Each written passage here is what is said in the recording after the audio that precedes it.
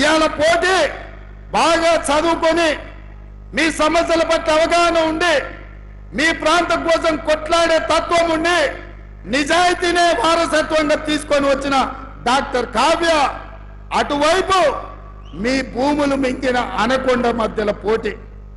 ఇవాళ డాక్టర్ కావ్యకు సోదరుడుగా కుటుంబ పెద్దగా నేను అండగా నిలబడతాను మీకు మాటిస్తున్న మిత్రులారా.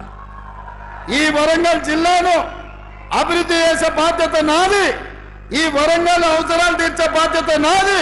హైదరాబాద్ నగరంతో వరంగల్ నగరాన్ని కూడా అంతర్జాతీయ స్థాయి గుర్తింపు వచ్చే విధంగా నిధులు కేటాయించి అభివృద్ధి చేసే బాధ్యత నాది. మీరు ఆలోచన చేయండి. ఇవాళ బీజేపీ వాళ్ళు శ్రీరామనవమి వస్తే అదొక రాజకీయం, హనుమాన్ జయంతి వస్తే ఇంకొక రాజకీయం. అందుకే ఈ వేదిక మీద నుంచి ఒక్క మాట చెప్పదలుచుకున్నా. దేవుడు గుడిలో ఉండాలి, భక్తి గుండెల్లో ఉండాలి. పోలింగ్ బూత్లో ఓట్ల కోసము దేవుడి భక్తి కాదు.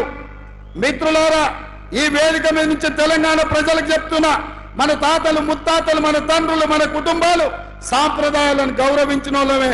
అందుకే దేవుడిని గుడిలో పెట్టినాం, భక్తిని గుండెల్లో పెట్టుకొని ఈ రోజు పూజలు చేసినాం. అందుకే మిత్రులారా, దేవుడి పేరు మీద చిచ్చు పెట్టి ఓట్లు కొల్లగొట్టాలనేటోళ్లకు గుణపాఠం చెప్పాలి.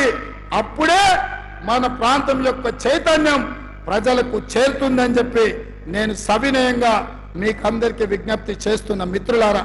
అందుకే మిత్రులారా, ఈరోజు జరగబోయే పరిణామాలు, రాబోయే తీర్పు ఈ వరంగల్ నుంచే మొదలవ్వాలి. నేను అందుకే మిమ్మల్ని అడుగుతున్నా. నిన్నగాక మొన్న హరీష్ రావు గారు ఒక మాట అన్నాడు, రైతు రుణమాఫీ చెయ్యి, రైతు రుణమాఫీ చేస్తే రాజీనామా చేస్తా అన్నాడు. నేను ఈ వేదిక మీద నుంచి మాట ఇస్తున్నా.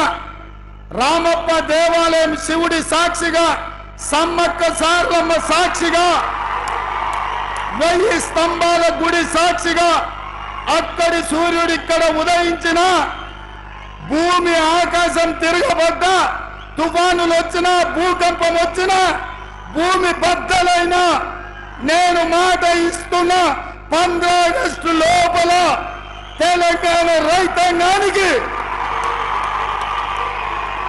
15 ఆగస్టు లోపల తెలంగాణ రైతాంగానికి 2 లక్షల రూపాయల రుణమాఫీ చేసి తీరుతా.